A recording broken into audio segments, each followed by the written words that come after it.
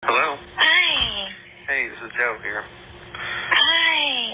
Hey, I know that we just know that we can't talk about a lot here. Did Travis get a hold of you? Yeah, I've been talking to Travis.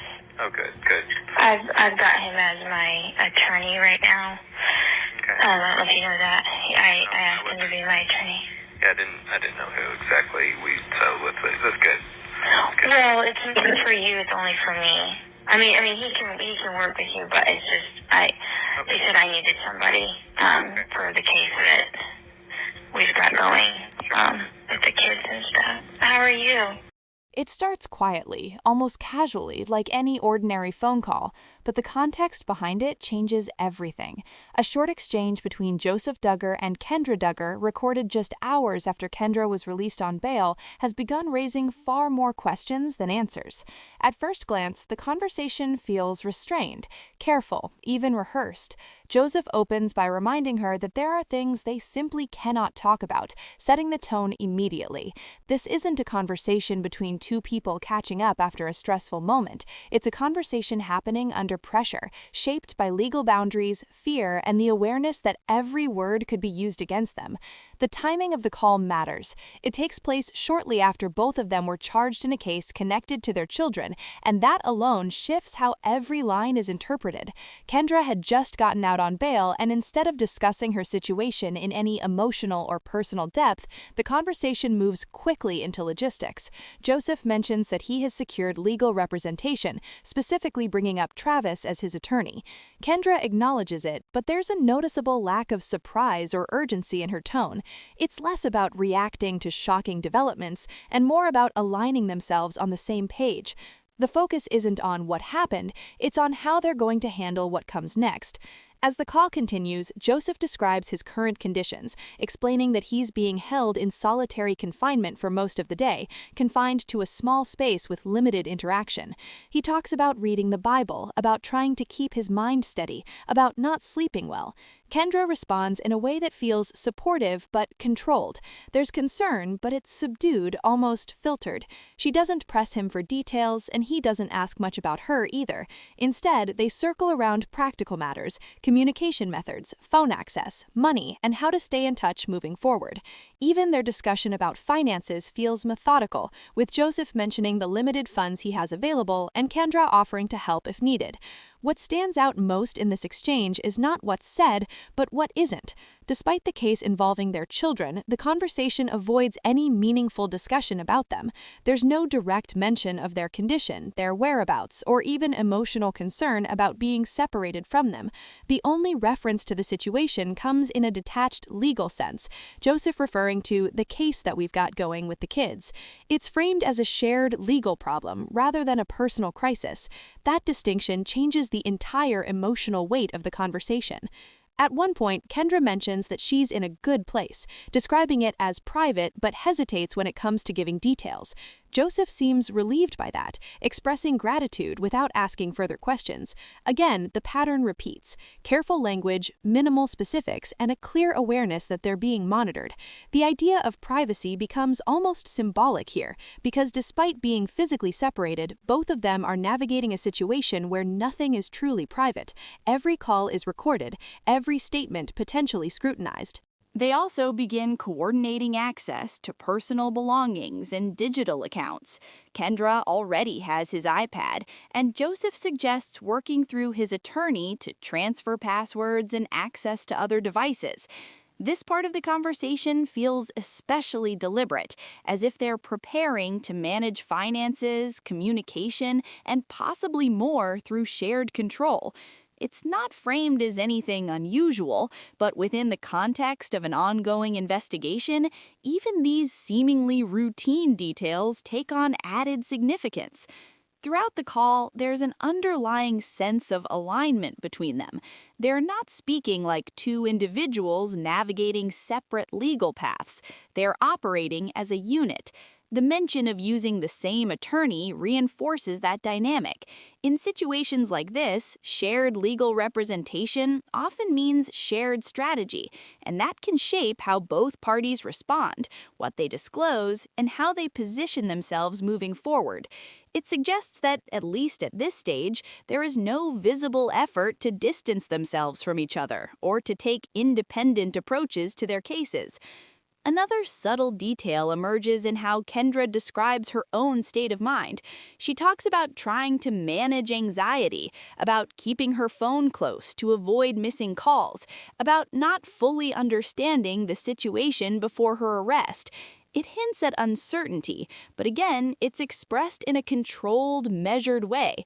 There's no breakdown, no visible panic, just a steady attempt to adapt to rapidly changing circumstances.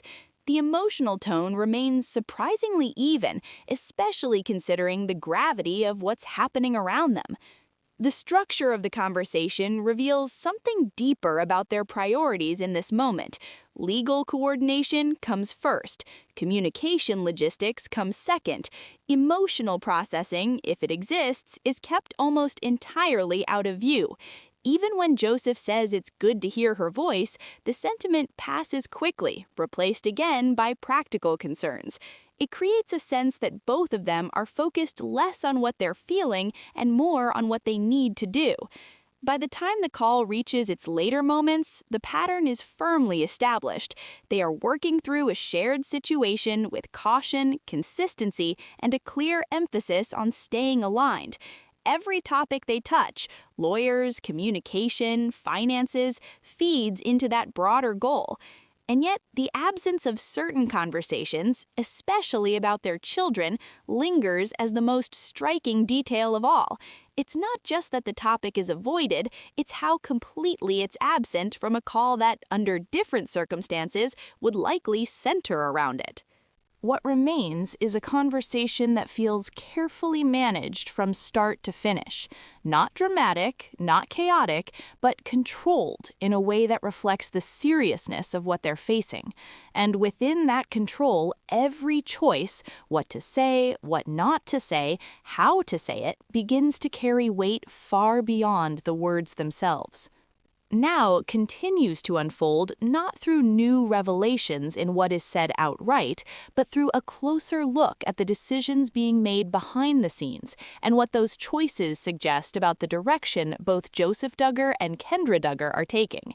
When you step back from the surface of the call and examine the structure of their conversation, a pattern begins to emerge that is less about confusion and more about coordination. The repeated references to legal counsel, particularly the involvement of a shared attorney, point toward a unified defense strategy rather than two individuals navigating separate responsibilities.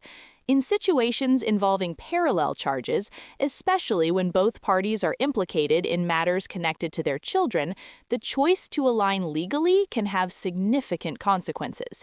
It often means that neither party is encouraged to contradict the other, and it reduces the likelihood of either stepping outside that shared narrative. The mention of Travis as Joseph's attorney becomes more important the longer you sit with it. This is not just a casual name drop. It signals who is guiding their next steps and potentially shaping how both of them will approach the case moving forward. The fact that Kendra is immediately looped into that arrangement, even if informally at first, suggests that their legal paths are not diverging, they are converging. That convergence matters because in cases like this, independent representation can sometimes create space for one party to prioritize their own legal outcome, even if it conflicts with the other. Here, that separation doesn't appear to be happening. Instead, everything about their interaction points toward maintaining a united front. At the same time, the practical details they discuss begin to take on a different tone when viewed through that lens. The effort to gain access to devices, retrieve passwords, and manage accounts is not just about convenience. It indicates a level of preparation, as if they are organizing their affairs in anticipation of what's ahead. Joseph's suggestion that everything should be handled through the attorney reinforces the idea that even routine actions are being filtered through legal advice. Nothing is casual anymore. Every move is calculated, every step potentially scrutinized. There's also a noticeable shift in how Kendra positions herself during the call. While she does express moments of uncertainty, particularly when she talks about not knowing how things would unfold before her arrest, she quickly moves into a role that supports Joseph's situation. She offers to help with money, asks what he needs, and focuses on maintaining communication. What's missing is any indication that she is creating distance between herself and the circumstances that led to these charges. Instead of separating her situation from his, she seems to be reinforcing their connection, both emotionally and practically. This becomes even more significant when you consider the broader context surrounding their case. The removal of children in situations like this is not a minor or temporary step. It's typically the result of serious concerns that require immediate intervention. And yet, within this conversation, there's no visible urgency to address that reality directly. The absence of that urgency doesn't necessarily mean it doesn't exist, but it does suggest that it's not being prioritized in this moment. Their focus remains on navigating the legal process together, rather than addressing the underlying issues that led to the situation in the first place. Another layer to this is the way both of them handle the limitations of the call itself. They are clearly aware that they are being recorded, and that awareness shapes everything. Joseph explicitly acknowledges that there are topics they cannot discuss, and both of them adjust accordingly. This creates a kind of coded communication where certain subjects are referenced indirectly or avoided altogether. It's not just caution, it's adaptation. They are learning in real time how to communicate within constraints, and that skill becomes part of their overall strategy. Even small details, like Kendra mentioning that she's keeping her phone close to avoid missing calls, reflect a heightened sense of vigilance. Communication is no longer casual, it's controlled, intentional, and timed. Every missed call could mean a missed opportunity to coordinate, to clarify, or to stay aligned. That level of attentiveness suggests that they both understand how quickly things can change and how important it is to remain connected despite the restrictions placed on them. At the same time, Joseph's description of his environment adds another dimension to the situation. Being in solitary confinement with limited interaction and long hours alone creates a setting where communication becomes even more valuable. His focus on reading, on maintaining a sense of routine, and on finding ways to stay mentally steady all point to someone trying to adapt to confinement while still remaining engaged with what's happening outside. The calls, then, are not just updates, they are lifelines that keep him connected to the progression of his case and to Kendra's role in it. What's particularly striking is how seamlessly they both settle into these roles. There's no visible disagreement about how to proceed, no tension over decisions, no indication that they are considering alternative approaches. Everything flows in one direction, reinforcing the idea that they are moving forward together, regardless of the circumstances. That unity, while it may appear strong on the surface, also limits the range of options available to each of them individually. As the conversation continues to be analyzed, it becomes clear that the most revealing aspects are not the explicit statements, but the underlying structure of their interaction. The alignment in legal strategy, the shared handling of resources, and the consistent avoidance of certain topics all point toward a carefully maintained dynamic. It's not chaotic or disorganized, it's controlled, deliberate, and focused on a specific path forward. And within that structure, the stakes remain unchanged.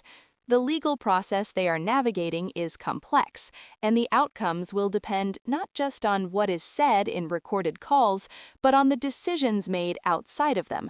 Yet even here, in this limited window into their communication, the direction they are choosing becomes increasingly clear. By the time you reach the final layer of this situation, the focus shifts away from the mechanics of the call itself and toward what it ultimately reveals about the mindset shaping every decision being made. What stands out most is not just that Joseph Duggar and Kendra Duggar are aligned, but how deeply that alignment appears to be rooted in something beyond the immediate legal crisis. The way they communicate, the absence of visible conflict, and the steady commitment to a shared approach all point toward a framework that was already in place long before this situation began. In environments where belief systems strongly emphasize loyalty, hierarchy, and endurance through hardship, moments like this are often interpreted differently than they would be elsewhere. Instead of prompting separation or independent decision-making, they can reinforce unity, even when that unity carries risk. The idea that adversity is something to be endured together rather than a signal to reassess or step away becomes a guiding principle. And when that principle is deeply ingrained, it can override instincts that might otherwise push someone to prioritize their own position or even the immediate well-being of others involved. This perspective helps explain why, throughout the call and the actions surrounding it, there is no visible shift toward distancing or reevaluation. Kendra's role remains consistent, supportive, and closely tied to Joseph's situation. There is no indication that she is preparing to take a separate path, even though the structure of the legal system often allows or even encourages that possibility in cases involving multiple parties. Instead, everything points toward maintaining the bond, reinforcing the partnership, and approaching the situation as a shared test rather than an individual crisis. That framing carries significant implications. When decisions are made through the lens of proving commitment or enduring a challenge, the priorities can shift in ways that aren't immediately obvious. Practical steps that might otherwise be taken, creating distance, focusing on individual accountability, or restructuring circumstances, can be delayed or avoided altogether. The emphasis moves toward staying the course, even when that course becomes increasingly difficult to sustain. At the same time, the broader system surrounding their case continues moving forward, independent of their personal choices. Legal timelines, investigative processes, and procedural requirements do not pause to accommodate personal beliefs or strategies. The outcome will ultimately be shaped by evidence, compliance, and the steps taken to address the issues at hand. And within that system, alignment alone is not enough to determine the result. What matters is how each requirement is met, how each concern is addressed, and whether the actions taken demonstrate a clear shift toward resolving the underlying problems. The contrast between these two forces, the internal commitment to unity and the external demands of the legal process, creates a tension that runs quietly beneath everything. On one side, there is a clear effort to remain connected, coordinated, and consistent. On the other, there is a structured system that evaluates actions, not intentions, and requires measurable change rather than shared resolve. How those two elements interact will shape everything that follows. Looking back at the call with that in mind, the details begin to take on a different weight. The careful language, the focus on logistics, the absence of certain discussions, and the steady reinforcement of their partnership all reflect a specific way of navigating crisis. It is not reactive or chaotic, it is controlled, intentional, and rooted in a belief that staying aligned is the right path forward. Whether that approach ultimately helps or hinders them is not something the call itself answers, but it does make one thing clear: the direction they have chosen is not accidental. And that may be the most revealing part of all. Beneath the legal complexities, the recorded conversations, and the public attention, there is a consistent pattern of behavior that speaks to how they understand their situation and what they believe is expected of them. Every decision, every omission, and every carefully chosen word fits into that pattern. It is steady, deliberate, and unwavering, even as everything around them continues to shift.